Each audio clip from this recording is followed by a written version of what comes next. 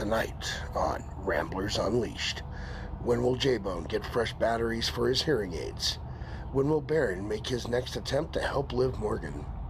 How happy is Dizzy about Ron Killings? How much does Max wish he still had access to SmackDown every week? Alexa Bliss. All this and more next on a special Monday edition of Ramblers Unleashed. This video contains gratuitous use of profanity and uncomfortable pauses to compensate for lack of professionalism and original thought. Viewer discretion advised. The wrestling podcast that sets all other podcasts apart. Covering news from the world of WWE, AEW, TNA, and more. Your favorite weekly episodic podcast, Ramblers Unleashed, starts now. Oh, it's a Manic Monday. Just after Raw is done, you got us on Ramblers Unleashed. Welcome to it. And we're here because, well, we would be here Tuesday night, but somebody's schedule got in the way yet again. Two times. So we have to make special reservations for that guy down there. Anyway, thanks for checking us out this evening. We certainly do appreciate it. And let's go ahead and introduce everybody in case you haven't, or it's your first time here. Welcome. Let's go up with my best friend, the best person in the whole wide world. And he is my buddy who would never eat Culver's without me or the Baron. Jaybone, you're on your own. And he's the only guy that I know who pops bigger for Joel Gertner than any of us. The traitors, well, traitor, Jaybone, can address him as Mr. Magius. But you and I and the Baron can call him the mighty Maximus Magius. Golfers clap, sir. How are you? It is Monday night. I am here again because somebody messed up his schedule. I won't name names again, but I am happy to be here. It's I called have so much to say. It's called I have a job. News. Yeah. It's I know. Whatever. All right, whatever. But Max, we're gonna get from the desk of Max Magius a little later on in the program. It's a huge one from the desk of Max Magius too. And glad you're here, by the way, Max. Happy to see your face. And we're gonna talk numbers tonight too. Ooh, yes, that's what I've been waiting to hear. I've been waiting to hear some numbers. Oh, let's go. Okay. Next up is the person whose catchphrase is and will always be 420. The man who gets higher than airplanes, hates AEW more than anyone and I know, and he used to hand feed Culver's to Jaybones, but he doesn't do that anymore because we talked to him. We talked to him, and he's all good now. He is the infamous. You guys are nasty. Culver's clap for the. You guys think I fed him Culver's? How do you guys know he didn't feed me Culver's? Well, either way, you guys had Culver's together. How do you know there wasn't like a darkly lit room and like a lot of peanut butter? Oh, hold on. We weren't talking about that shit, Jaybone. We said we're going to keep that to each other, and you just Jaybone. Wow. Use your mic. I'm talking about these. These are absolutely phenomenal. Reese's. In a darkly lit room. Ah. Right. Are those new? Yeah, these are new. These are now. I'm glad the label's like this, so you can't tell how much I've actually eaten of this tonight. But let me tell you something. These are so damn good. I would have probably had that entire thing if I had those by now. I love Reese's. Oh, Reese's are the best. Aaron, how are you, sir? Good to be on. This guy fucked up the schedule. We're going live on a Monday. Yep. Throws a wrench into our entire week. Tuesday's usually our day. I'm not sure what's going on at all this week because of Jaybone. So I appreciate it. I'm drinking coffee at 9 p.m. because of Jaybone. I'm drinking a beer That's a personal problem. at 9 p.m. at 10 p.m. because of Jaybone. And let's go ahead and introduce him, the producer of the show, the final trader who likes to mess up the schedule. I'm smoking crack because of crappy action Jaybone. figure. And he disappointed us all. And he bought a crappy action figure that absolutely just made us all sick. What? And which, By the way, thank you to Mrs. Jaybone for gifting us his time to do the show. For without her, we wouldn't have the boner. And he is the host of Total Nonstop Impact and Smash His podcast. Ladies and gentlemen, Jaybone, golfer's clap. Just keep it down, guys. She's sleeping over here. Okay. So. Hi, Mrs. Jaybone.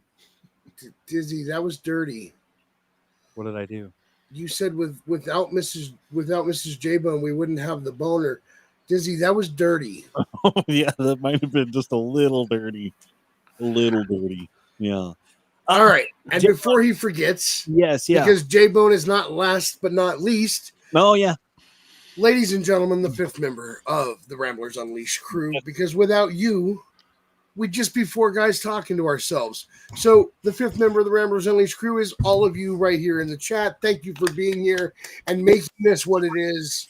Give yourselves a round of applause. I'm surprised he didn't say Culver's was the fucking fifth member of the mountain on the show. As many mentions as they get, they should be. Yeah, we should be sponsored by them. Deadpool's the sixth member, by the way. Jaybone, you need to work on that Culver's sponsorship for the show, man. A pile of Culver's cheese curds is the fifth member. No, the fifth member is the chat. Thanks. Did you see Baron right. Did you see Baron start drooling there for a second? He went. Every fucking show we have, there's always the mention of food. And I'm distracted throughout the entire show because the only thing that's on my mind is food. I am following the rules, okay? The rule was laid out to me. I got in trouble for breaking it once. I'm following the rules now. Somebody else here is breaking it.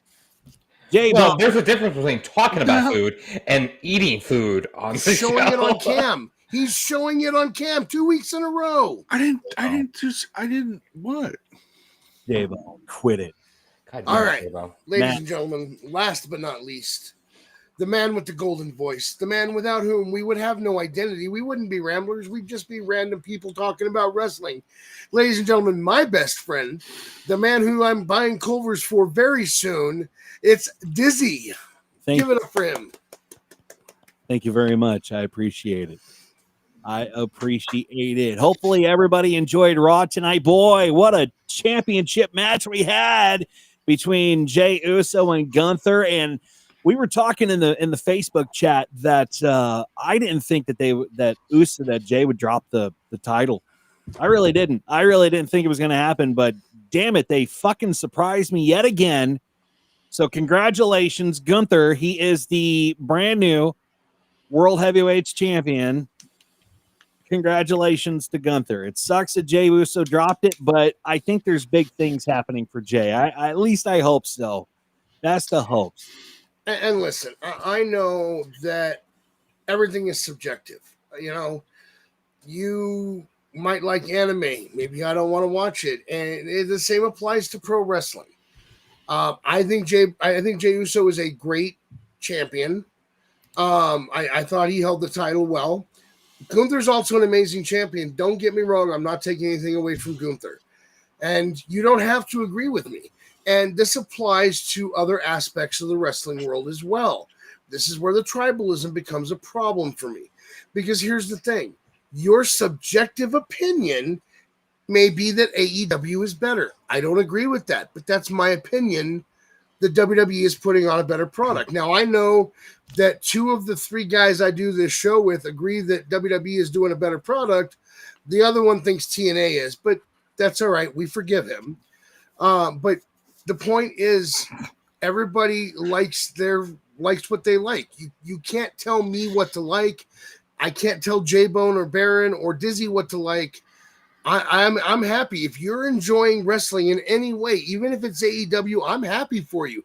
I want you to enjoy wrestling. I don't want you to tell other people how they should enjoy their experience. It's subjective. I find the stories better and more compelling in WWE.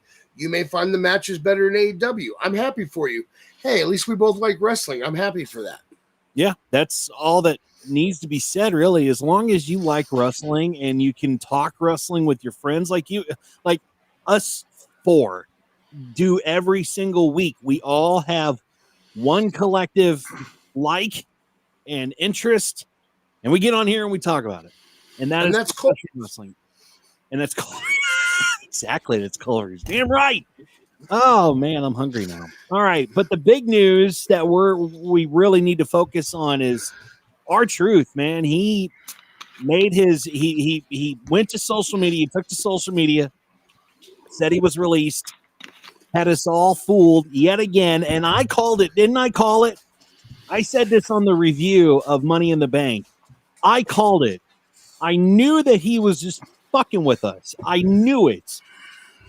But I was duped. I was led to believe that, oh man, this is really true because of what the news was reporting, because of everything else that I was finding. I got duped. But now this has all led to R-Truth making the headlines with his surprise return at Money in the Bank just days after announcing that he was no longer with the company while fans celebrated his comeback. The real story behind how it all went down has now all surfaced, and it confirms things weren't as scripted as some might think. So, according to Fightful Select, R-Truth's WWE exit was legitimate, and his return wasn't part of any elaborate storyline. In fact, multiple WWE sources confirmed that Truth initially didn't even respond to the company's early outreach, but once Nick Khan, the CEO of the WWE,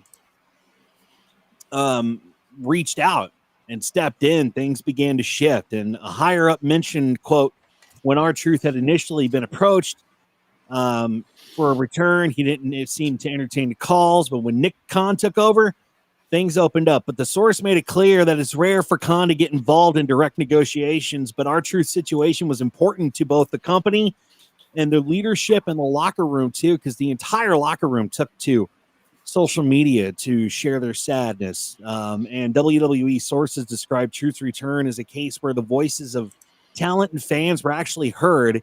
The situation caught fire earlier in the week after fans blasted WWE online over Truth's exit. I mean, over at Money in the Bank and everywhere else, they took over the shows, basically. Even Truth's family members told others that the deal was finalized very late.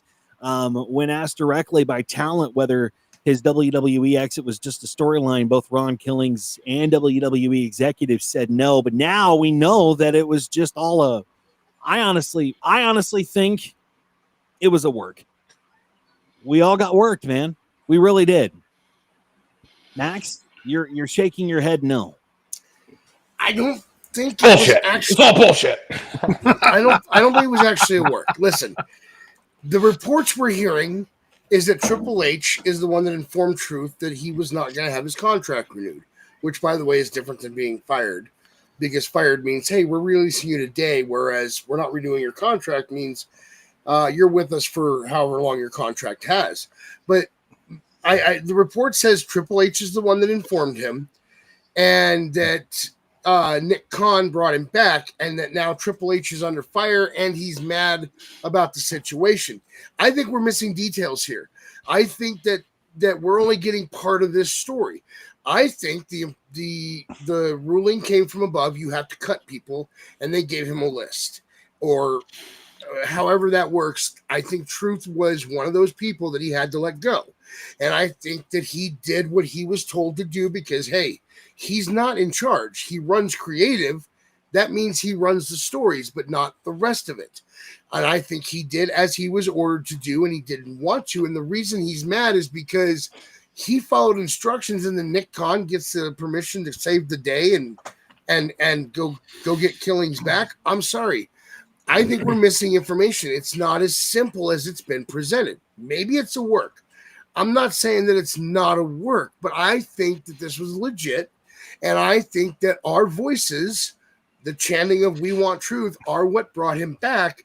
But I think there's more to the story, and that Triple H didn't just arbitrarily go, you know what, we're going to cut Truth.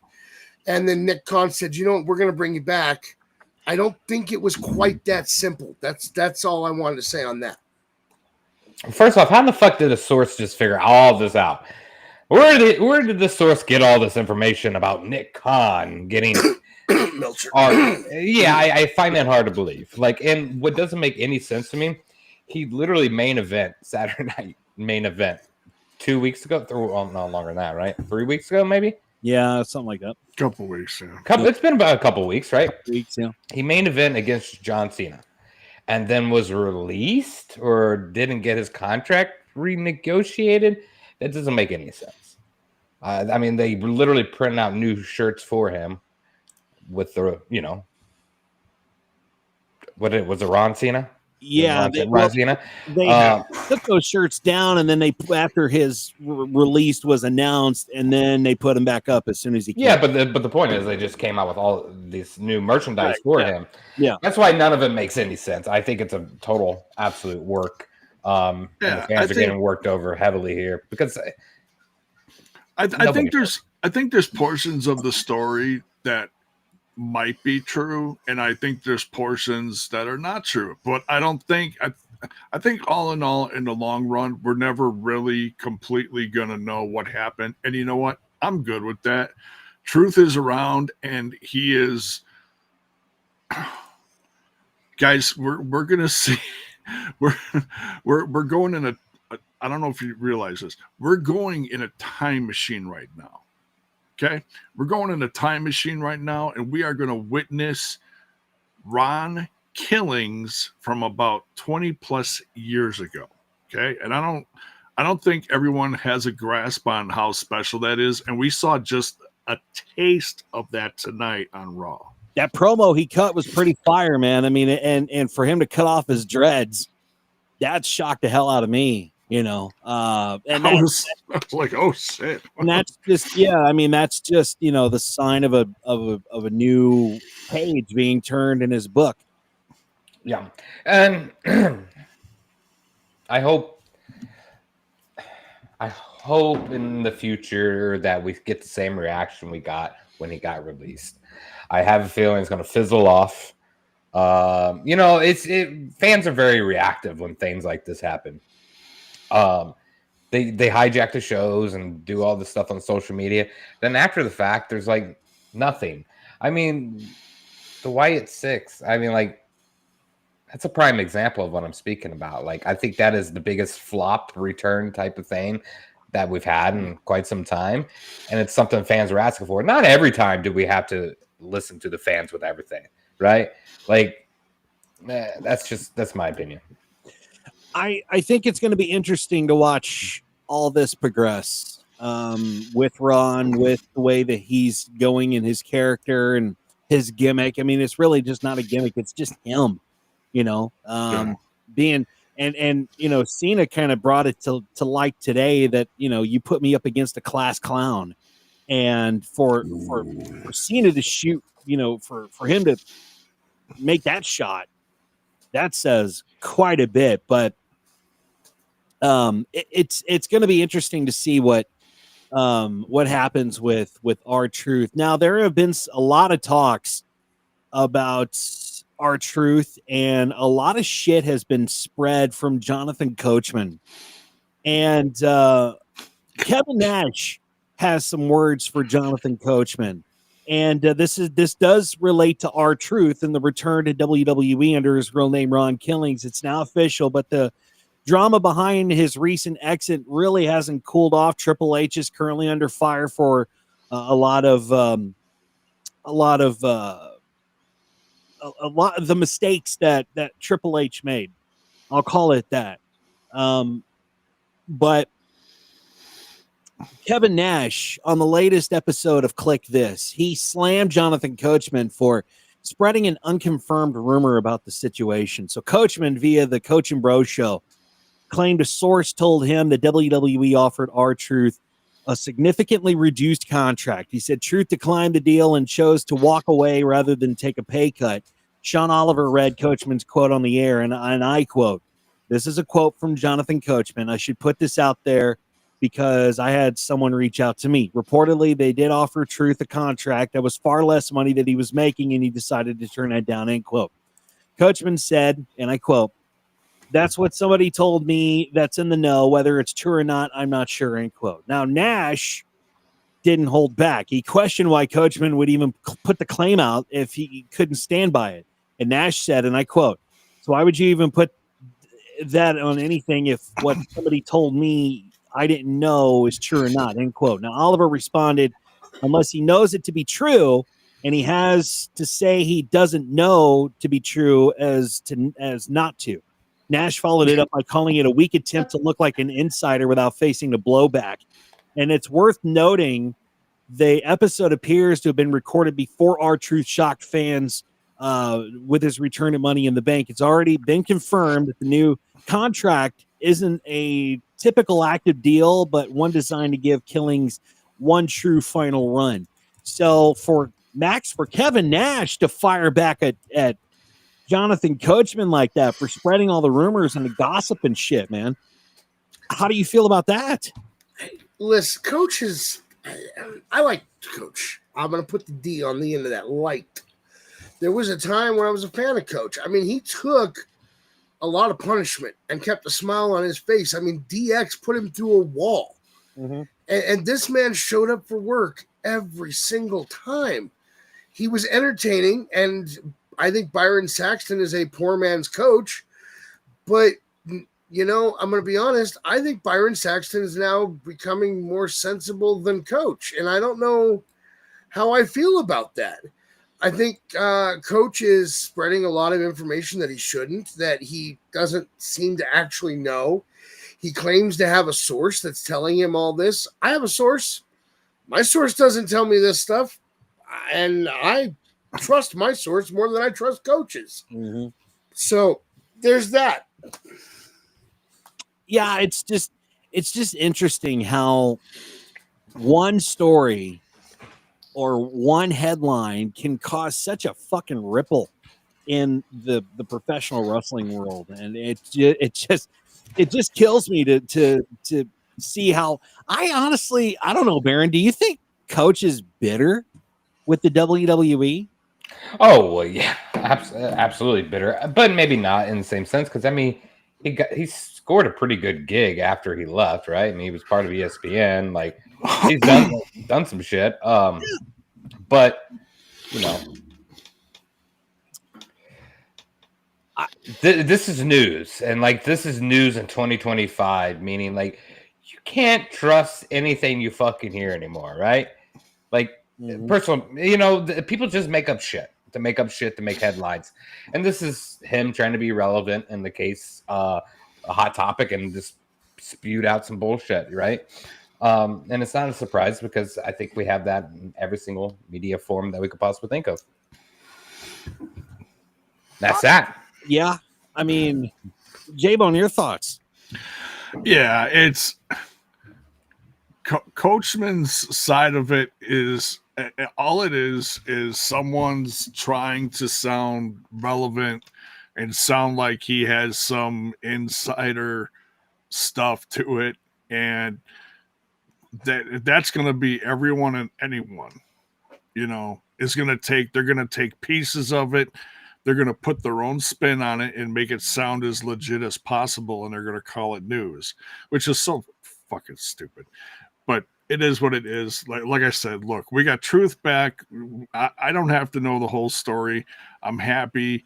I get to see a classic version of a wrestler that I loved 20 years ago, and we get to see a different side of him again. So that's the only thing that really matters in all this. Yeah, that's true. I think the best part tonight was when he told the fans, don't let anybody ever tell you that your voice does not matter. And we talked about this not too long ago. Triple H has said he's stopped reading what the internet trolls have to say.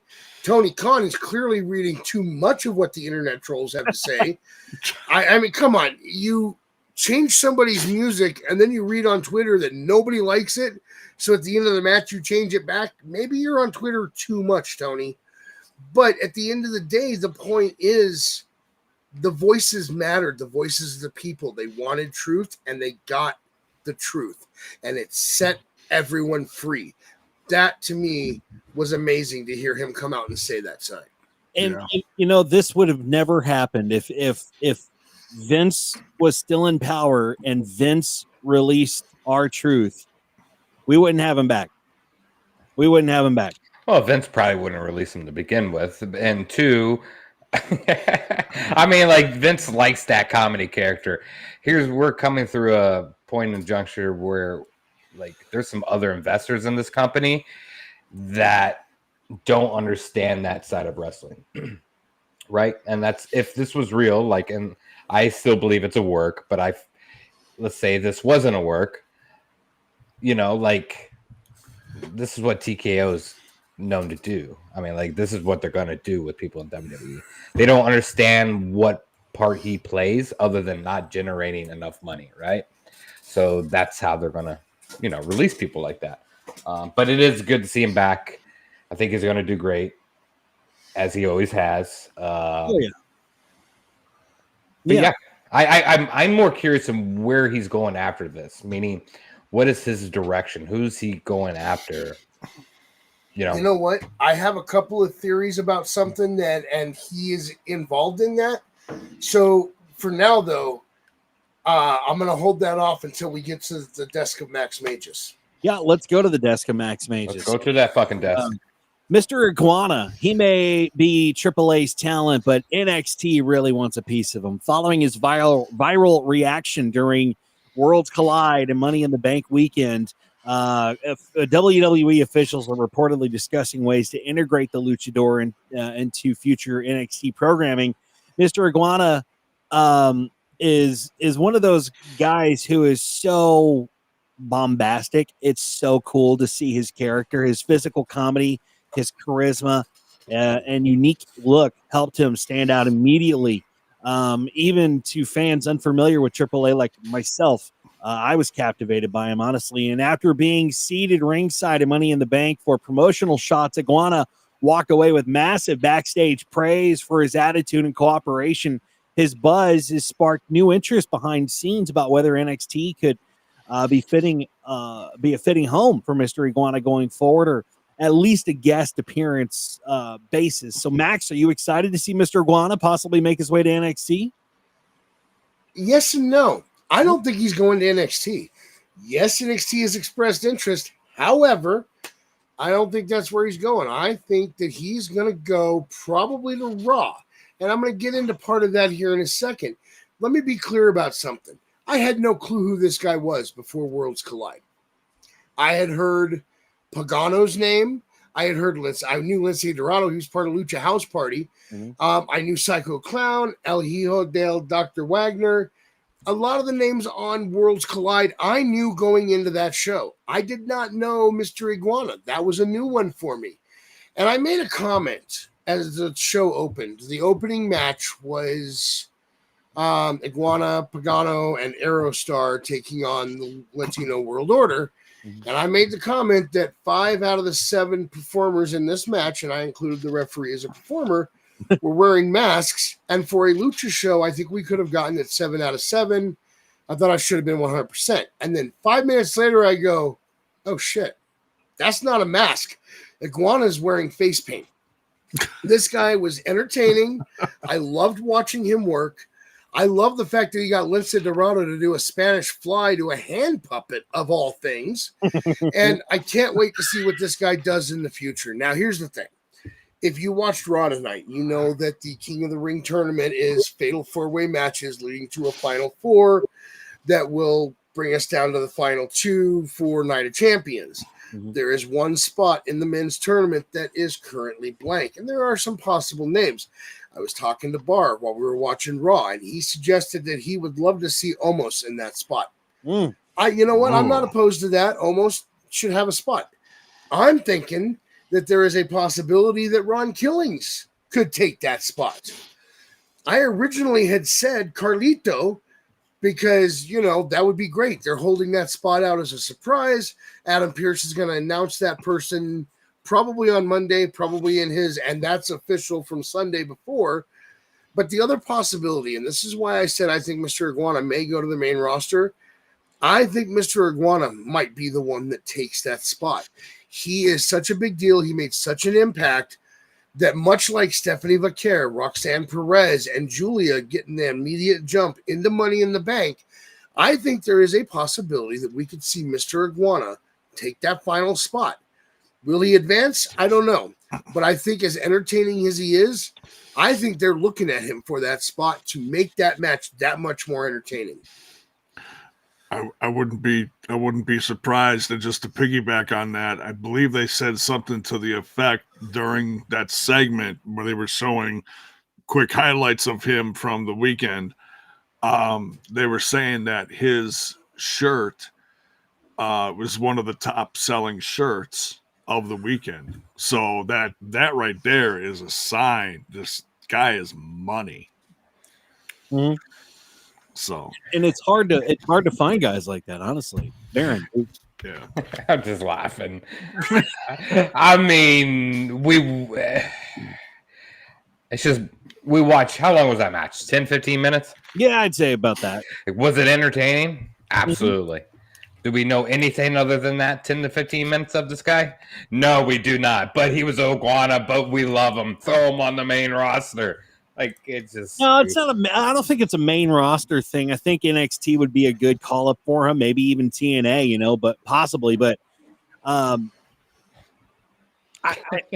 it's just funny. But, like, that's great for him, and I'm happy for him. And he has some entertainment and would be fantastic, and I would love to watch him weekly. It's just, like, what I just stated earlier in the show is at some point in juncture, they're going to have to figure out this social media buzz that is only lasting for 5 days is not great long term, right? Like, you know what I'm saying? Like, I feel like there's a buzz and then it's gone. Oh, so you think he's a flash in the pan. No, just like Ron Killings. I truly believe that. I remembered that. Yeah, I feel like that's exactly what's going to happen. Well, it's going to be a month and then nothing happens after that. Well, listen, I'm going to be honest with you. Yeah. The part of the reason I think it should be Carlito is because, damn it, the clubhouse needs its PS5 back. Bring the man back so he brings the PlayStation back for the clubhouse to play. Just trying to think, is there anybody out injury-wise that could fill that role? KO's out, but his future is indeterminate right now. KO. Orton might be a possibility. Let me see if he's in the tournament. And while Max is looking that up, if you haven't done so yet, hit the subscribe button, hit the like button, and the bell icon too. And that tells YouTube that you like what we're doing and suggests our videos to more people. Max. Orton is in the tournament. He is in a fatal four-way to take on LA Knight, Aleister Black, and him. Oh, okay, cool. Right on. So we'll just have to keep an eye on what happens with Mr. Iguana. It won't be anything quick, but we're going to keep an eye on that. Let's jump over to some AEW news and let's go to Baron's Buzzkill moment. Thanks to ringsidenews.com. And this man is excited. Look at that look on his face. Yeah, he is. Warner Brothers Discovery and AEW have a pretty solid relationship, which is why AEW signed a multi-year deal with them last year. However, Warner Brothers Discovery just, I think today, if not maybe a couple days ago, split into two different companies, or they will split into two different companies. And now AEW's future once again is being questioned once the split happens. It's been revealed, though. According to John Alba of Sports Illustrated, a source familiar with the Warner Brothers Discovery situation said they don't expect anything to change with AEW for the foreseeable future. However, he noted that it's unclear how long that foreseeable future really is. The situation is still new, and more updates could come as things develop. As previously reported, Warner Brothers Discovery announced plans to split into two separate companies by mid-2026. The first company is called Global Networks. It will include TBS, TNT, Discovery Plus, and Bleacher Report.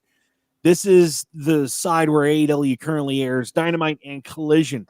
It will be run by Gunnar Weinsfeld, I believe that's how it's pronounced, who is WBD's current chief financial officer. The second company will be called Streaming and Studios.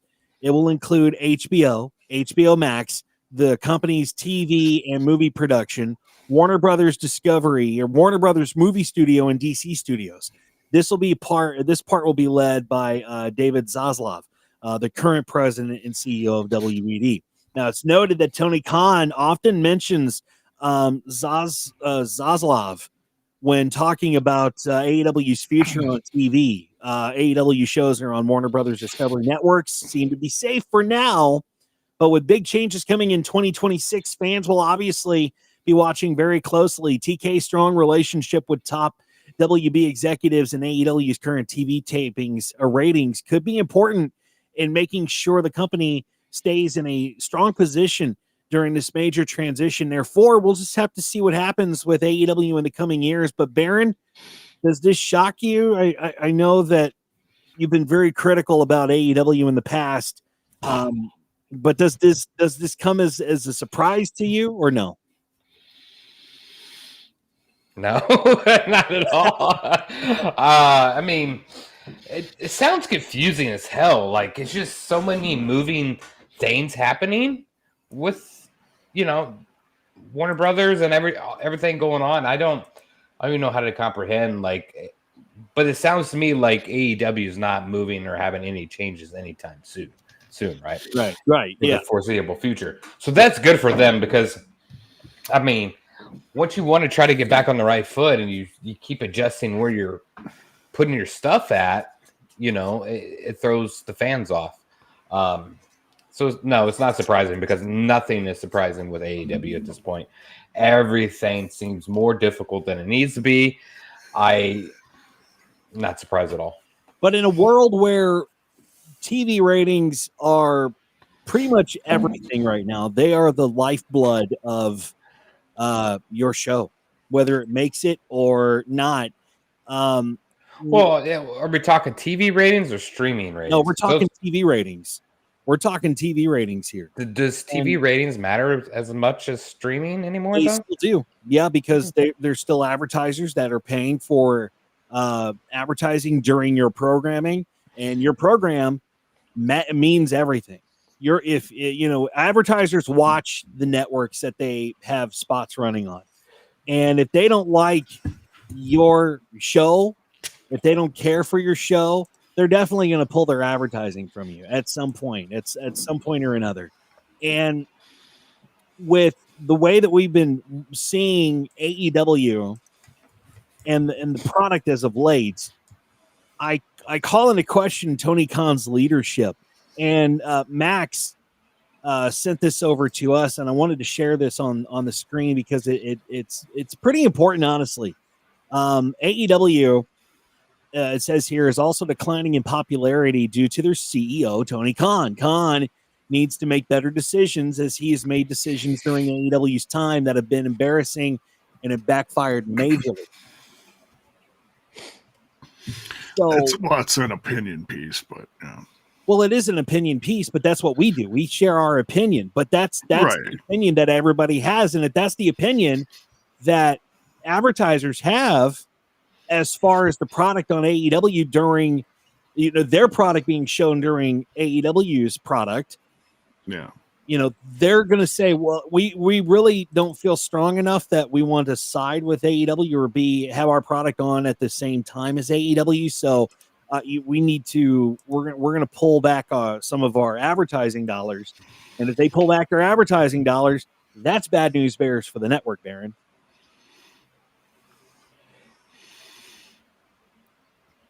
Yeah. Yeah, but I mean, we're talking so what network are they on regular TV? They're on TBS on Wednesdays, and that is what is that brand? Is that Warner Brothers? Yeah, TNT, TBS, it's all owned by Warner Brothers. HBO, it's all owned by Warner Brothers. Discovery. So Wednesday nights, Dynamite. Thursday night is Collision. Friday night is supposed to be, I think, Rampage and Collision, either one. But they have 3 programs. No, Rampage is done. Okay, so Rampage is done. So they have 2 programs, which is Dynamite and Collision. Right. But they also have Ring of Honor, which we don't know where Ring of Honor airs. That's on its own YouTube? network. Is it on YouTube or some shit? No. So that's on its own. So that's on its own network. So really, we only have to worry about Collision and Dynamite. Yeah. Right. Well, they're definitely losing steam. We can't argue that, and that's not even opinion based. I believe that's a factual base, right? I think we can all agree upon that. Just looking at ratings and everything else, like we say every week, we need them to get their shit together. They have a fantastic roster. Do something with it. Let's create some stories. Yeah. Something spicy. Something spicy. It's got to be. You got to grab those fans that left, right? Because a lot of them left or not that interested anymore. I think a lot of them walked out with Cody.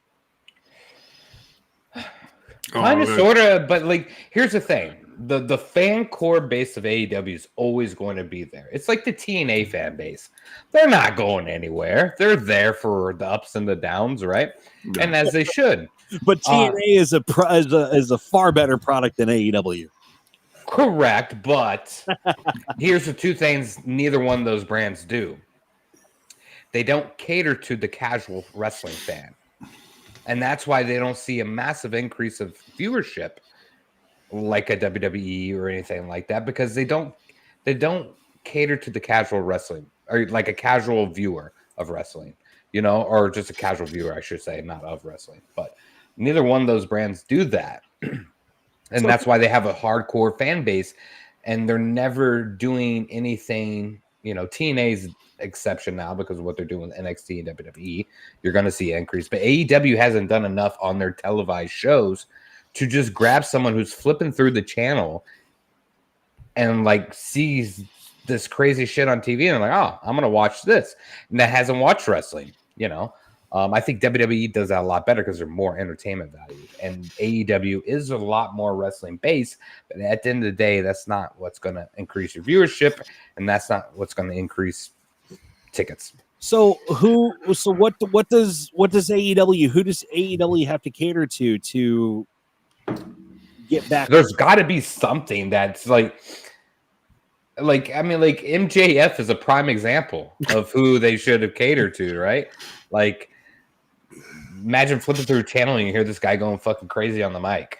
It's gonna grab your attention. Now we got like Mox, who's just fucking on crack the entire time, walking around the ring, and like just doesn't make any fucking sense, and as boring as all hell. There's so many things they could do. I think AEW is the place where wrestlers go to die, Max. I really do.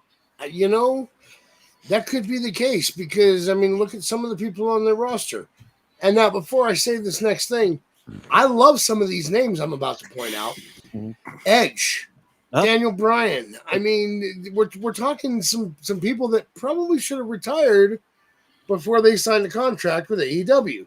Now, Daniel Bryan has done a pretty good job of making himself relevant at points while he's been in AEW. So I'm not going to take that away from him, but this may not have been the place he wanted to go. Now, there are a couple things I want to point out real quick. That article, the excerpt that I shared was from a website called Northern Star. It is the Northern Illinois University student newspaper, and it was written by an opinion columnist named Colton Peterson. And I would also like to point out that I can pinpoint exactly when the decline started, and it was when that ring didn't explode. Whoa. That was the start of your problems, Tony. You want to put on a good show, putting some sparklers on your corner posts is not a good show. And you know what? Punk brings a really good point up. And I don't know why he's making good points because it's Punk. But you can't keep... Okay. First, you put 4 titles on her and treat her like she can do no wrong. And then you drop one of those in Japan, and now you're about to put another title back on her. Why? She doesn't need that belt. Toni Storm is bringing it shine. You need to leave it on Toni Storm and build a story with some other female wrestler. Hey, I got a great idea. Britt Baker's still under contract. Why is she not on TV? Why is she not in the title picture? Because I know that means doesn't get along with Tony Khan. Well, nobody should be getting along with Tony Khan right now. It seems like the only person he's kissing up to is she who shall not be named. Mm-hmm. Okay, and here's the thing. Britt Baker is probably one of the best women you have working for you. I would put her back into a program, her and Tony Storm. Mm-hmm. You have plenty of other women that work there. Why does one person need all your women's titles? What are you going to do? Make her take the Ring of Honor women's title next? Because if you do, that's going to be the death knell in your coffin. Listen, I know that some of our viewers are actually fans of She Who Shall Not Be Named, and I'm not trying to tell you not to be a fan of her. All I'm saying is I think Tony Khan has overhyped her. She's now overrated. She shouldn't have this many belts. I'm not opposed to her having a title. That is not what this is. No, but not four titles? Yeah. Okay. There's overkill. Listen, I know that Ultimo Dragon was one of the greatest champions of all time. Thunder Rosa is definitely a good one to put on that list. Ultimo Dragon has a great photo out there of him holding all these title belts all at one time. And that's great. And I love that for him. But She Who Shall Not Be Named is not on Ultimo Dragon's list or on his level. Yeah. She doesn't need this many belts right now. I'm sorry. That's just my opinion. Yeah, there's a quote from Punk mentioning Thunder Rosa. I just want to quick throw this quote out there that from a recent interview from Thunder Rosa. She's like, she's like, as much as I don't get along with Britt Baker, she goes, you put us in the ring and we're money. She's like, what do I have to do? Show my tits? Yeah. And it comes down to the point where, okay, so Mercedes Moné, before she made her debut, she was getting all this hype, all the hype. I was really excited to see her back in wrestling after her departure from the WWE. And then she got I think the TBS title first, and then she got some other, the other titles that she has now. And it got to the point where it just became really fucking annoying, and she's not even a good heel. Listening to her mic work, listening to how she works with other wrestlers on a promo and how she works in the ring, I don't see the shine in her like I saw in the WWE when she was Sasha Banks. It just doesn't make. I just don't see it. I don't see the draw to her. I wouldn't pay money to go to an AEW show because I want to see Mercedes Moné with those 4 titles. Well, she didn't eat the fucking goddamn steak either. That pissed me off. I know. Was the steak even real? I don't know. I think that's debatable, right? Yeah. I want to comment on this picture while you have it up. Yeah. Well done. There's a lot of talk about John Cena being the GOAT. And I've been a fan of John Cena since day one-ish. And I'm going to be honest with you, John Cena's great, but this guy right here, in my opinion, is the GOAT. Mm-hmm. This guy has had every title imaginable in this business. He always puts on a hell of a show. He's a consummate professional, and John Cena's great, but I don't think even John Cena is on Ultimo Dragon's level. This guy deserves to be the Hall of Famer, greatest Hall of Famer of all time, in my personal opinion. I agree. So who is this picture of that you had up there? That's Ultimo Dragon. That's Ultimo Dragon with pretty much all his titles. That's not Americano. No, Grande Americano. No, that guy's great, but he's no Ultimo Dragon. Because I'm pretty sure there's an almost an identical picture out there of Grande Americano. Because he's been around for decades, and he's also won dozens of titles. So I'm pretty sure that the one that you just put up there, that might have been AI.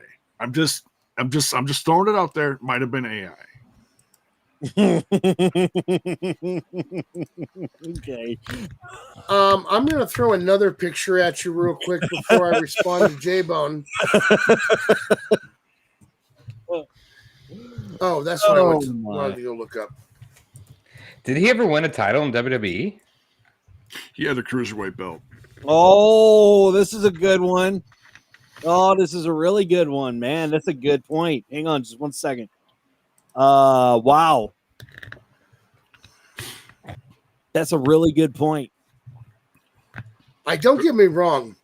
It goes like this, Ultimo Dragon, and then I might be able to give you Matt Cardona because of how many titles he has. But Cardona needs to be in the conversation. This guy made himself. This guy didn't have to rely. I mean, this guy couldn't rely on the WWE. They didn't know what to do with him. I mean, yeah, they had fun with him as an edgehead, but they didn't know what to do with him. This guy made himself who he is. I got a lot of respect for the guy for doing that. Yeah, absolutely. Well, there's also, Austin Aries, who had multiple belts at one point, too. Yeah. Yeah. Here's the debating factor on that when you show those pictures. Did WWE make him? No, Matt Cardona Or did he make himself? He made himself. How did he get all that? How did he book all those shows? How did he get all those titles? Why did people book him on those shows? Was it because who he was and where he came from, or was it because of his character? I think it was because of his character. I don't think it was because of the WWE. Yeah, maybe a couple indies booked him because he was former WWE. But this is a guy that when he was in the WWE, we hardly saw him on TV. And when we did, he was in kind of half-assed roles that the WWE kind of threw him into.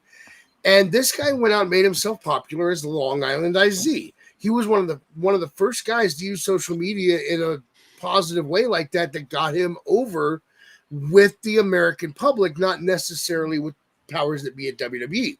YouTube. And then what does he do? He goes out and he does a death match. He does a couple other things, and all of a sudden, this man is loved on the indie scene. He is an indie god. Yeah, I sent that picture of Shotzi over earlier where she called herself an indie god. But I think she needs to take some lessons from Matt Cardona because as much as I love Shotzi, he's an indie god. This guy is wanted everywhere to work. They want to put him over. They want to put their titles on him. He did that for himself. His talent in the ring is what brought him to this point. His personality, the things he did to build his own brand. There's a video from Karrion Kross that is talking about Logan Paul. He never mentions Logan's name, but that's who he's talking about. Logan made himself a thing before he ever joined the WWE. And part of that is why it's not because he made himself a name before joining WWE, but some of the stuff he did to make himself a name. That's why I have a problem with Logan Paul. I don't have a problem with his in-ring ability. As I've said before, I hate the fact that I have earned some respect for this guy, that he has earned my respect. But he is talented. He knows what he's doing. Most of these guys that you see now in the WWE were brought up in a system where you weren't allowed to build your own personal brand. Zack Ryder was one of the first that was allowed to do that. And some of these newer guys that are just starting to break in have that ability, but they don't know how to do it because they've been so focused and tunnel visioned into the WWE style program that they're not doing it. Cardona stepped out there and did it for himself.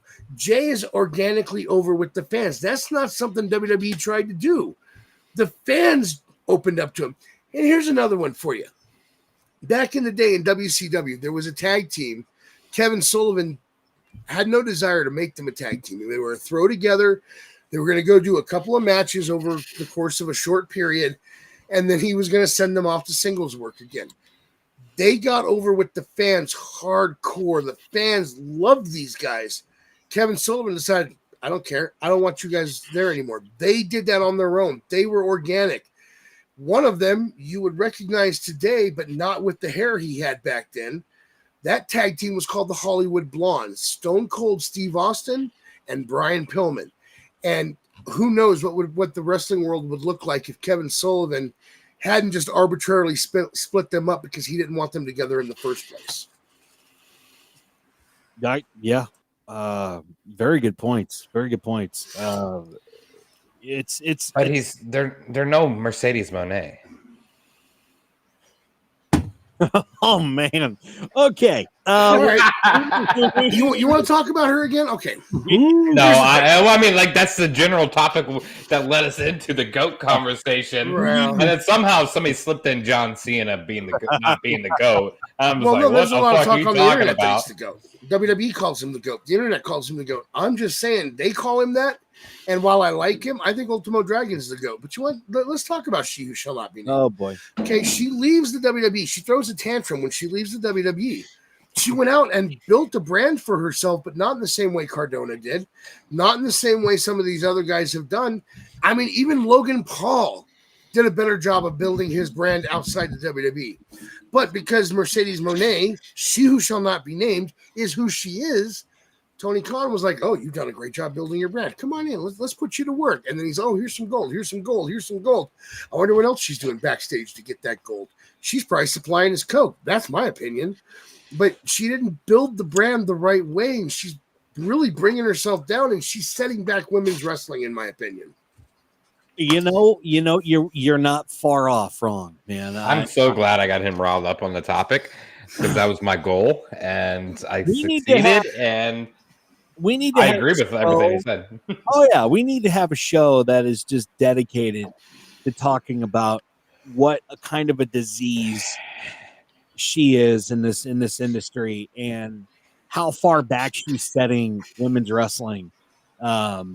It's you could just go we could go on forever, and I know we'd all have different opinions, but it just goes to show that no, she doesn't need all those freaking titles. She's just too hyped, man. They put too much hype into this, and now it's just like a flat soda, you know. I would blame Tony more than I would. The artist formerly known as Sasha Banks. Well, yeah, absolutely. That's me. Because I feel like she gets maybe too much flack because I don't think she's. I don't think she's the best by any means, but I don't think she's as bad as what some people. It's Tony that's putting her in this position. She's not doing it herself. Well, here's what my opinion is. There's two problems. There's Tony, and then there's her ego. Those two things combined, massive problem. And it's been a downfall ever since she's been in that company. It's just, I was excited when she first joined the AEW, and now it's like a flat soda, you know. I don't know. And the timing was off too. That's what killed a majority of the momentum right there. Exactly. So then you're trying to catch up. You're trying to gain that momentum back, and she can't. Yeah, she can't because it's not there. She never had it. And then you got the situation with that's Tony Khan. I can't think of what her did. What's the girl that came over from the NWA that they put her with for a while? Oh God. Camille. Yeah. And she hasn't been around since the last quarter of last year. Yeah. Why? Where? What's going on? That's and crazy. Here's another problem I have. To me, I think she's the reason that I'm so anti-Naomi. You know what? Here's the thing. I had no problems with them as tag team. I thought they were doing a good job. And then they go in there, they throw their tantrum, and now I've just never gotten over that tantrum. And I really believe that she was the impetus behind the tantrum that they threw that led to them walking out and leaving their titles on the desk. If it hadn't been for that, I probably would not be as negative about Naomi as I am. I'm trying to be better about it, but it's hard to recover from that. I've never been over on Naomi ever. I just can't with her. Just wait. There's just something about her. Let's move on though, because we have one more story, and then we're going to get into Jaybone's professional podcasting opinion for some TNA news. A big return there. But Grandpa, he's talking about you. yeah, AEW has officially started cracking down on fans and media coverage of its programming, and now multiple accounts have been hit with a takedown notice for simply posting match clips and images. After the June 4th episode of AEW Dynamite, which featured Kenny Omega retaining his AEW IC title in a wild 4-way match against Claudio Castagnoli, Brody King, and Mascara Dorada, I believe that's how it's pronounced.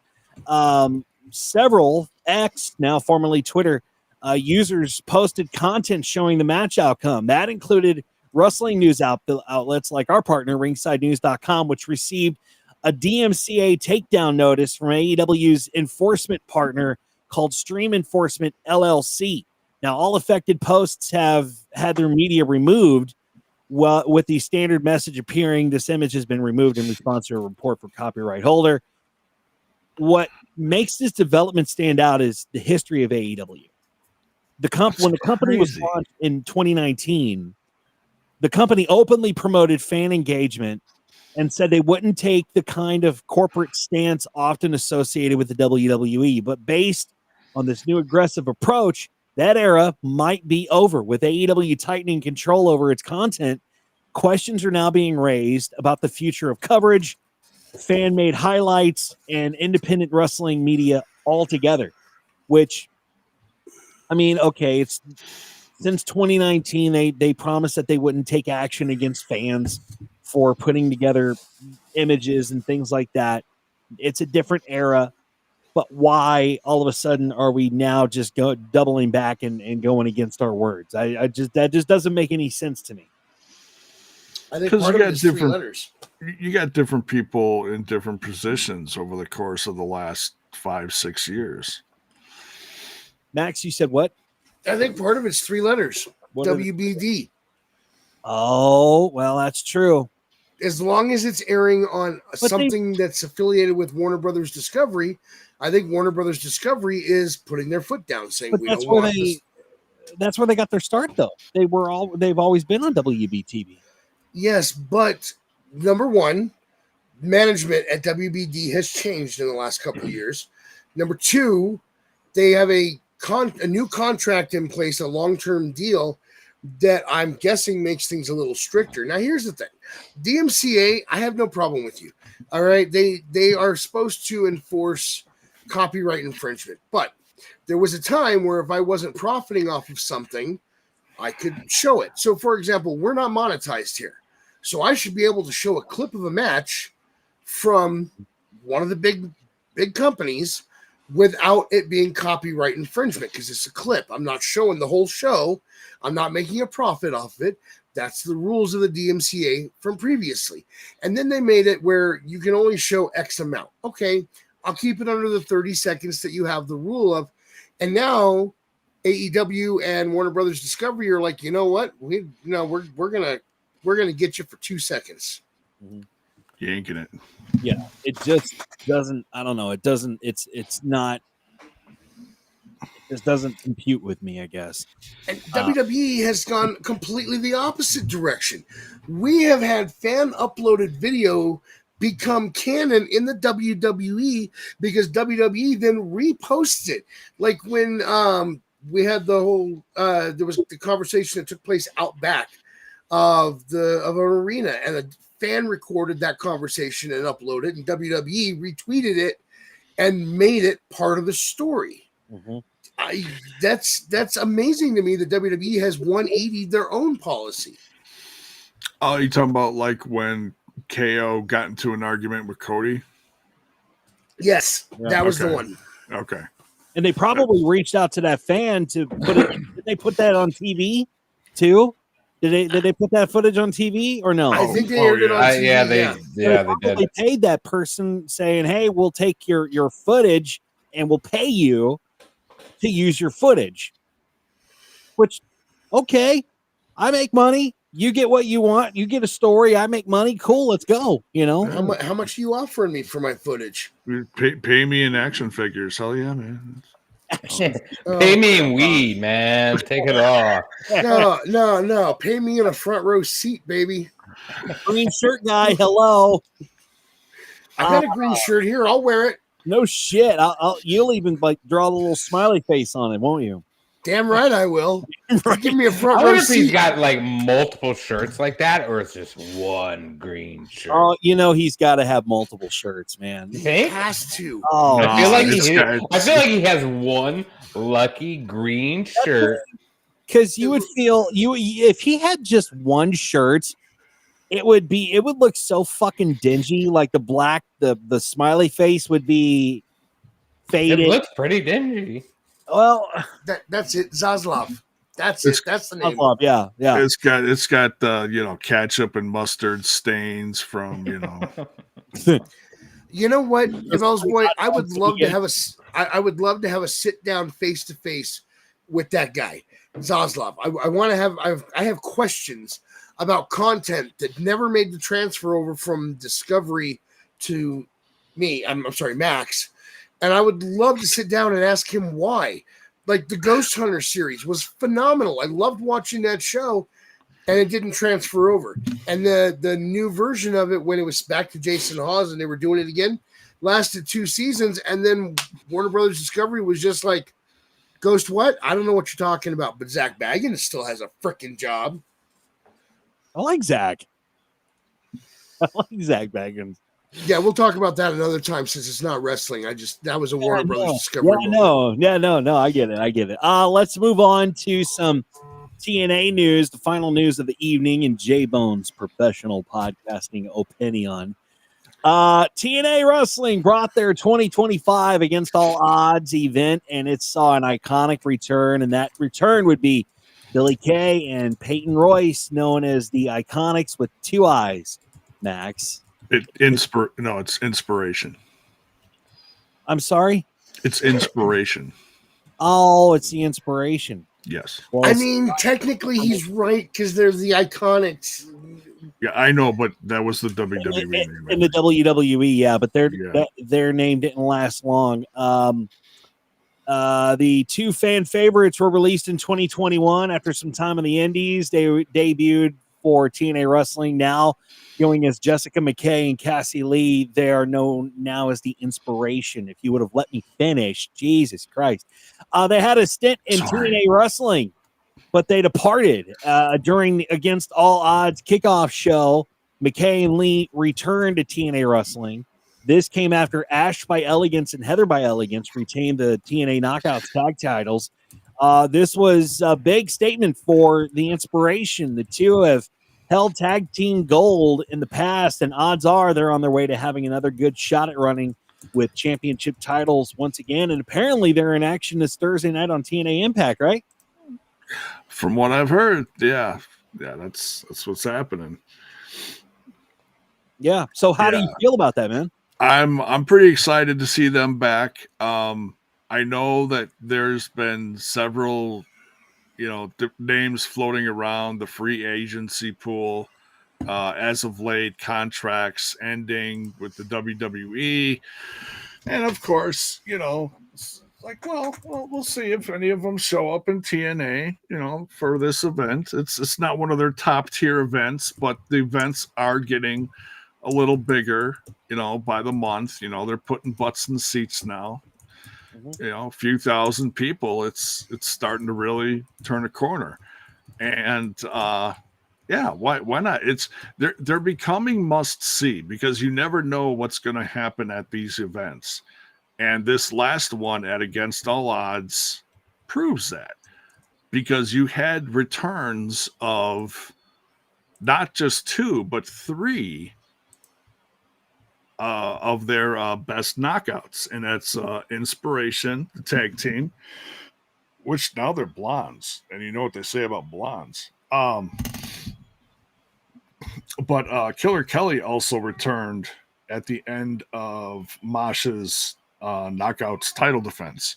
So yeah, I'm stoked. The knockouts division over the course of the last couple months has really kicked it into gear. They've got a lot of new international, new knockouts talents. You've got returning faces like Inspiration, Keller Kelly. You've got other indie names that are seeing the light of day, and even more on the way. If I'm reading the tea leaves, kind of how things are starting to happen. Because if you watch the Explosion show and you see who they feature, you can kind of tell, like, oh, okay, who do they keep bringing back for these different tapings, and live shows, and you can kind of tell, like, oh, okay, they got their eye on this one, they got their eye on this one, possibly this one. Yeah, it's an exciting time. It's whenever you go through a period and you lose names like Taya Valkyrie, Deanna Purrazzo, and one of the latest ones, Jordan Grace, to any company for that matter, doesn't matter where. You're gonna feel it on as a loss on the show, but TNA's been kicking it into gear again. They got new people in place to take charge and really take these matters seriously. So yeah, I'm very excited about it. I'm excited about it too, man. I think TNA is definitely going places, and I think that I really think they need to sign you, Jaybone, and then I think they really need to sign to the knockouts division. What? Not to the knockouts division, but they need to sign you, and they need to sign Max, because this has to happen. We have to have a steel cage match between Max Magius and Jaybone. We have to have one. So are we wanting to tank TNA? Is that what we're doing? Are we trying to tank TNA into oblivion? Because I tell you right now, I'm not paying to watch that shit. Okay, what about Jaybone versus Pasta Prince? Oh, Jiminy Christmas! Wow. Now I'll take an L to Captain Iguana or whatever. No, you don't want that smoke. Leave Mr. Iguana alone. Yeah. So here's my question to the TNA fans, and what I'm really curious about. They are bringing in people left and right? Yeah. Like TNA is shuffling through people from the NXT division, the free market, free agency. Where and how are they paying for it? That is the question, because I feel, and I know the TNA fans in the chat are probably going to hate me for saying this, but I feel like money is being funneled from somewhere else to do this, because it just seems all odd to me. I think Anthem plays a big part in that. They get their money.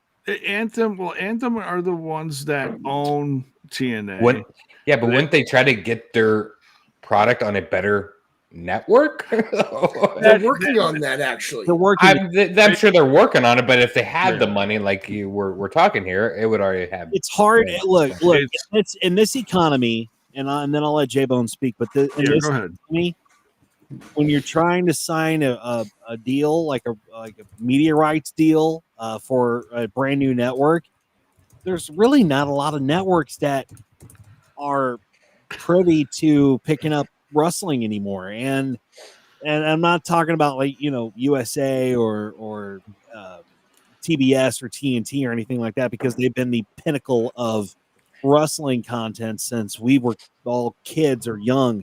But now in 2025, you look at all the networks that are out there right now, and there's really, where would you put TNA? There's not a lot of places that TNA could go to besides Access TV, and it sucks that not a lot of folks have the ability to watch Access. With the partnership with WWE, I could feasibly see them going to USA. That's exactly my point that I'm trying to make here, is we know what Anthem has. We know they have Monday. If they're the ones apparently paying for all of these contracts and all these wrestlers coming in and out, they got plenty of money to get on a network, I would think. It's just odd to me, because a lot of this does not make sense. There's a lot of new people coming in, coming out, moving right directly over to NXT, which is great. But I have a feeling that they have been silently purchased or in the process of being purchased. Right. I think part of the 5-year partnership deal, and there's involvement of some money coming from TKO as part of the partnership. Not necessarily enough to cover everything that's happening, but I think there is an influx of financial support from that side of the aisle. Yeah. That being said, I don't think you're going to see TKO, WWE, whatever, buy TNA for a while because of the deal set into place. It's a partnership that may eventually lead to a purchase, but I don't think it's happening yet. They legally can't, because that is some of the verbiage that is, and this is from sources inside TNA. So this is straight from the horse's mouth. They're in the partnership between WWE and TNA. One of the clauses is WWE cannot purchase TNA. Okay, that's not to say that it won't happen somewhere down the line in the future, but for however long this partnership goes on right now, 5 years, it's not going to happen. So I think this is where the whole partnership with TKO or the WWE and TNA stands right now. Access TV is such a hard network for people to subscribe to because it's on different packages for their cable provider and things like that, So I think where the whole partnership now stands is not only to transfer the talent around and take them from here to there and there to here. I think it's also to maybe try to find TNA possibly a new network where they could be on a wider scale. We saw what NXT has done on the CW, and that's been fantastic. I totally see TNA on the CW. I really do see them on that network because they're a thriving network. They're a network that believes in wrestling. They believe in that, and I really do think that if the WWE is helping TNA score and secure those media right deals, that we could possibly see TNA on CW or another network going down the road. So it's all been part of this plan that TNA has had over the last several years, ever since Anthem came into the picture. Yeah. And they wanted to, accomplish certain things over the course of, okay, these 4 years, let's get this done. Let's get this done. Let's get this done. Now, of course, over the course of over the last few years, you've seen a lot of different faces change in that company. Scott D'Amore was one of the biggest ones. You've got other people now that were put in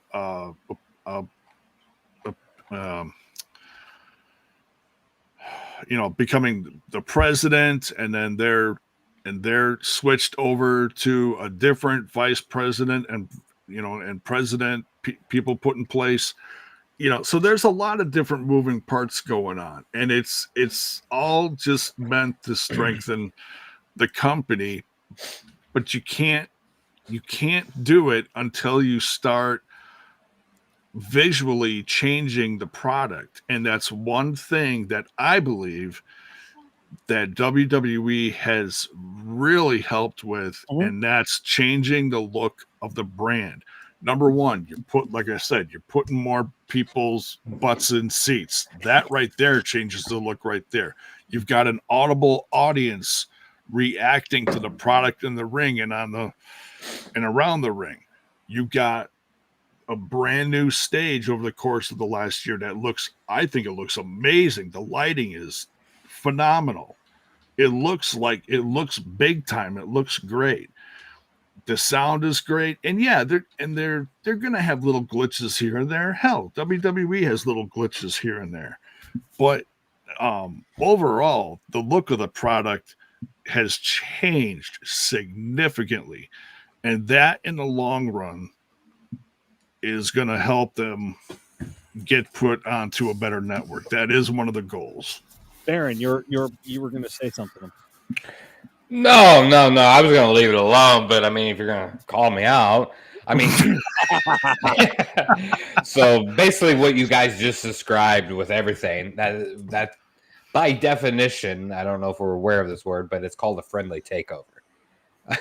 So I just kind of look that up, and like if you don't, like kind of read into the friendly takeover I think aspect, because that's exactly what is contracted into this contract. I think slowly but surely we will see the WWE absorb TNA, but Anthem is not done with TNA right now. And the fact of the matter is this: people are probably calling their cable operator that are fans of TNA and saying, "Hey, get me Access TV. I need Access TV," and or they are subscribing to the TNA Plus app to be able to watch the Impact tapings, to be able to watch Impact.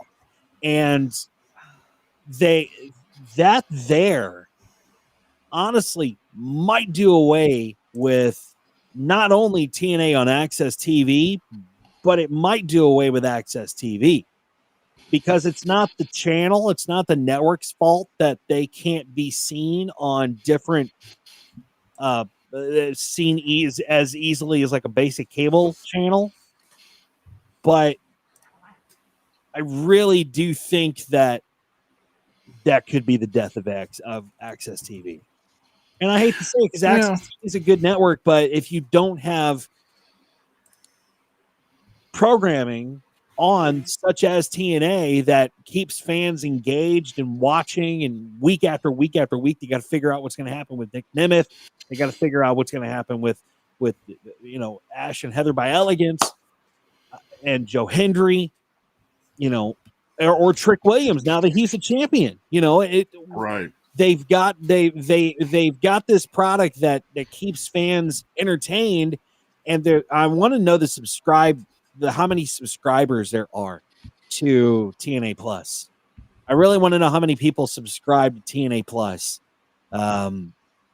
As they're doing their best to make it affordable. I mean, I paid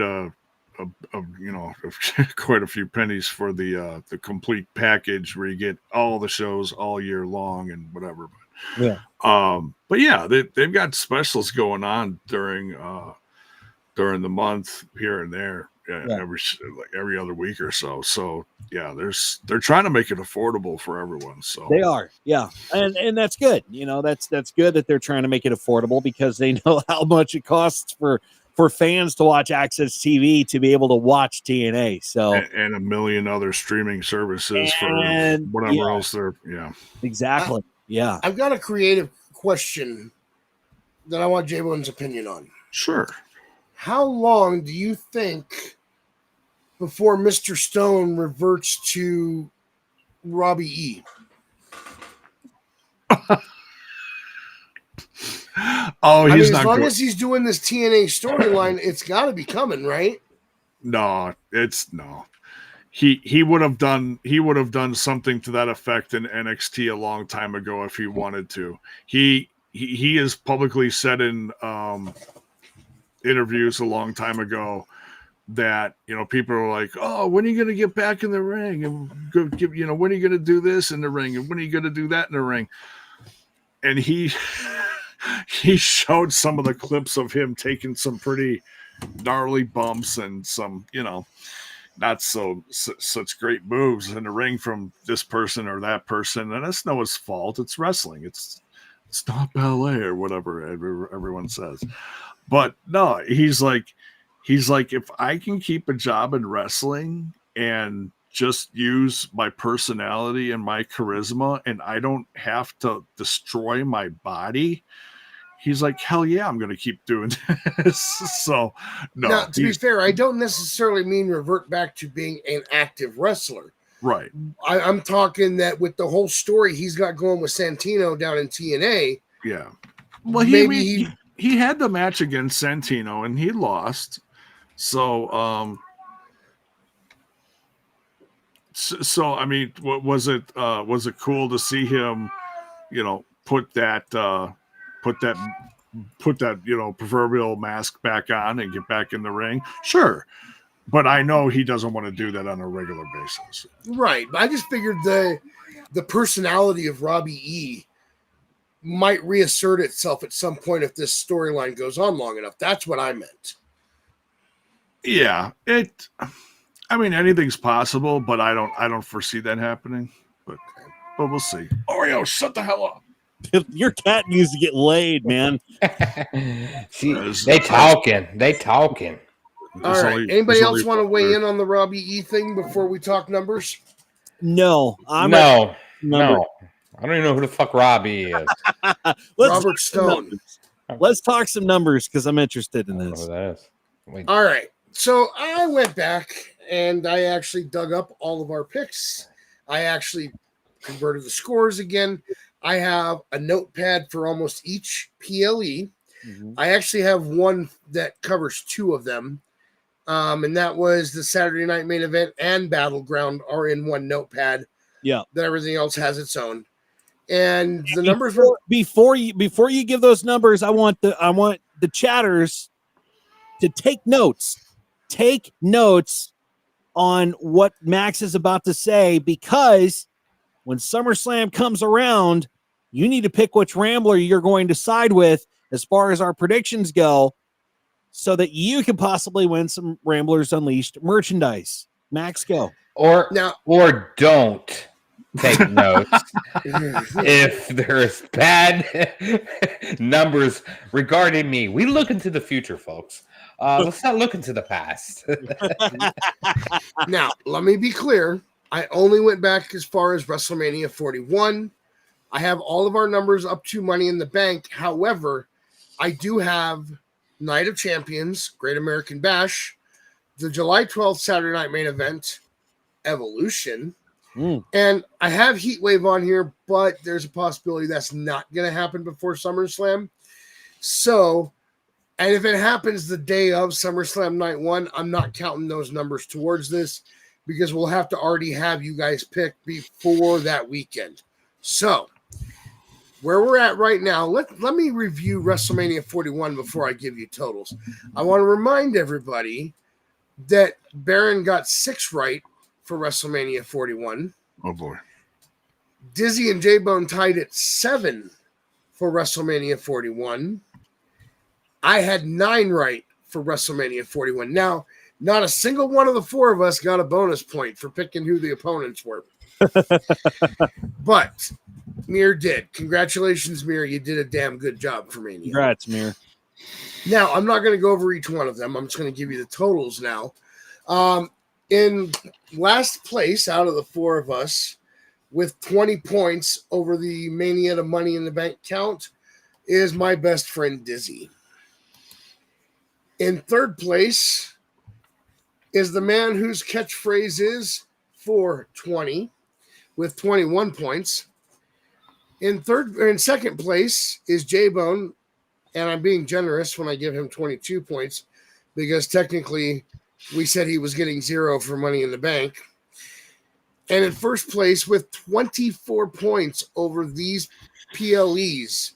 That's right, me. You want to pick me for SummerSlam. He only gave these fucking results out because he was up at top, number 1. That's the only reason, folks. So I think those numbers are skewed, and I demand a recount from all the previous shows to make sure that number's accurate. I will Hashtag dangling Chad. Let me go back and count it up again. Let's see. I can't believe I'm dead last. So 0 on Money in the Bank, 0 on Battleground, 0 on Saturday night's main event, 0 on Backlash, 0 on Mania 41. All right, tied for third place is Jaybone and Baron with 0 points, going from Mania 41 till now. Yeah, I'm glad you had me do the recount. In second place is Dizzy with 20 points, and 24 points for me for all this. So I'm so glad I went back and did the recount. And I'll be honest with you, if you're going to choose Harley Race to win an Intercontinental title match in 2025, you deserve 0 points. Or Coco Beware. Or Coco. If you choose Coco Beware to win an Intercontinental title match at any point in history, you deserve 0 points. Hey, I almost picked Kamala. Get off my back. Oh, my God. Kamala would have been a better choice than Coco Beware. But Coco Beware is still alive. The question is, who are you going to side with? come SummerSlam, which Rambler are you going to side with? Because whichever Rambler has the better predictions and whoever you side with, you are going to get yourself some Ramblers Unleashed merchandise. And you'll also be able to maybe make a short appearance on the show. Maybe. Yeah, maybe. We're going to have you go to Jaybone's spot if we do that, though. And it'll be a pleasant night for all. Yeah, and then he can pet his cat and keep it quiet. All right, that is the show for this evening. Hey, you're the reason why we're here on a Monday night. So you are going to get some heat. He's right, you know. You know. And listen, Jaybone, yes, Coco Beware. The only heat I want is buffalo, chicken tenders from Culver's. I'm just saying. Yes, Coco Beware may still be alive, but his finishing maneuver was lying on his shoulders for a 3 count. With that being said, let's go ahead and wrap up the show. Max, how can they follow you, sir? You can find my wrestling account at Max Magius. You can find my other podcast at Our Shots Podcast. You can listen to it wherever you listen to podcasts.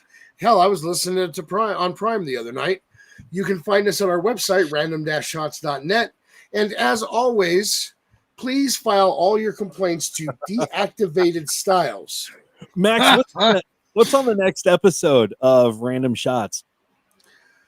We are actually working on this year's Nerd Madness still. We had a microphone issue, and we've been unable to get back into the studio to finish the Nerd Madness for this year. But that's the next thing we're working on putting out. You still have a microphone issue?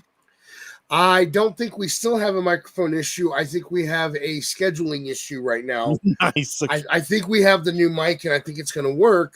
And if it doesn't, my mic is going to be is going to be there with us. So we'll hook mine up and we'll get it recorded. Sweet. But the problem is that we have one guy that now closes every Friday, so we've had a hard time rescheduling. What's that? Is that another individual with a job? Oh my goodness! What are you going to do? Hold on, Jaybone. I have a job as well. I have a job, but I still made myself available on a Monday night for you.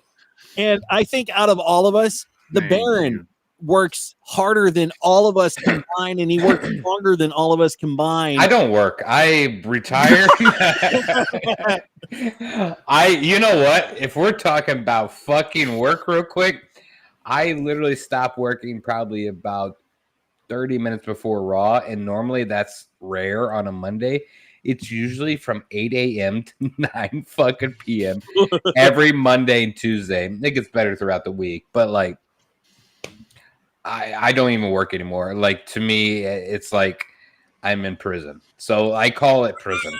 No. So I love my job. If this man can take time out to do a show on Tuesday night, Jaybone, you can take time out. I have to find time to drink fucking beer, folks. So that's why I'm here. That's what I'm saying. Okay, you call up my boss, and then we'll see how that goes. Okay. I will shoot give me his number. I dare you to give me his number. I will shoot a big ass promo on your boss. Don't test me on that. Yeah, don't do that. I want to keep my job. Fair enough. I'm gonna follow you, Jaybone. You can find me over on the Twitter box at Jaybone5150. That's right. Where are we? Over right here. Jaybone5150. You can find me over on that other little podcast called Total Nonstop Impact every Thursday night, where we talk all things TNA. You gotta tell me what's this whole Monday Night Meat thing, real quick. Oh, that was just like t-shirt concepts that I did within the last year. That was one of them. And just like, I'm thinking about like Heyman's crew. Besides Seth, it's all meat. Okay. It's all meat. You look at Bronson Reed and what the fuck's his name? Steiner Jr. Braun Breaker. It's all meat. Well, then that was captivating. I'm glad I asked. Aren't you? Yeah. Baron, how can I follow you? Holy shit. If you want to, I'm not asking you to, but you can find me on the Twitter, because we don't call it X, on the Twitter at Scumbag Jordan with 3 N's. 3 N's. I didn't call them beefcakes. I just said it was all meat. I just, Why is this reminiscent of last week when we were talking about Jaybone's tube all night? Oh, you mean my massive tube? Let's not go down that road again, please. I finished off that massive tube. It was delicious. Please, let's not go down that road. Get yourself some Ramblers Unleashed merchandise too, man. The link is in the description of this video. And you can follow the show at Facebook, Ramblers Unleashed. Find us on X or Twitter or whatever you want to call it, at The Ramblers Pod. Right down there. And if you like what you've heard tonight and you're brand new, consider subscribing to the channel. We're up to 238 subscribers now. So bravo to you. Thank you so much for subscribing. And if you do like what you hear, consider subscribing, share it with your friends, like the video. That tells YouTube that you enjoy what we're doing and suggests our content to more people. And also share us with your enemies. Yeah, fuck it. Share it with your enemies, share it with your parents, share it with your neighbors, share it with your dog, your cats and heat, whatever. And them damn kids. Yeah, and them damn kids. However many kids you got, just share it. It doesn't matter. And until hopefully, Jaybone, next fucking Tuesday, we will do it all over again. And if not, please keep in tune to our social media page. We will try to get the word out to you as quickly as possible if the schedule changes. And blame this guy. Send your complaints to Jaybone at Jaybone5150. Yeah. And only your complaints about the schedule change. All other complaints, send them to deactivated styles. Even if you want to bitch about the complaints or the schedule complaints to deactivated styles, do it. I don't care. Go ahead and do it. But make sure you send it to Jaybone too, so he knows. I was going to say, complaining to me about me is pointless. My wife complains to me about me all the time. Nothing works. Well, that's why I'm saying the chair is still there, Jaybone. The chair is still there for you to take care of your situation. In the meantime, we're out of here. Have a great rest of your week. Enjoy professional wrestling for what it is, no matter what promotion you watch. Enjoy it, love it, and we will be back here to talk about it. We will see you. Bye. Thanks for tuning in to Ramblers Unleashed. Follow the show on social media, subscribe to our YouTube channel, and click the bell icon for notifications of upcoming episodes. Go to bed, Grandpa. What chair? You and your tube.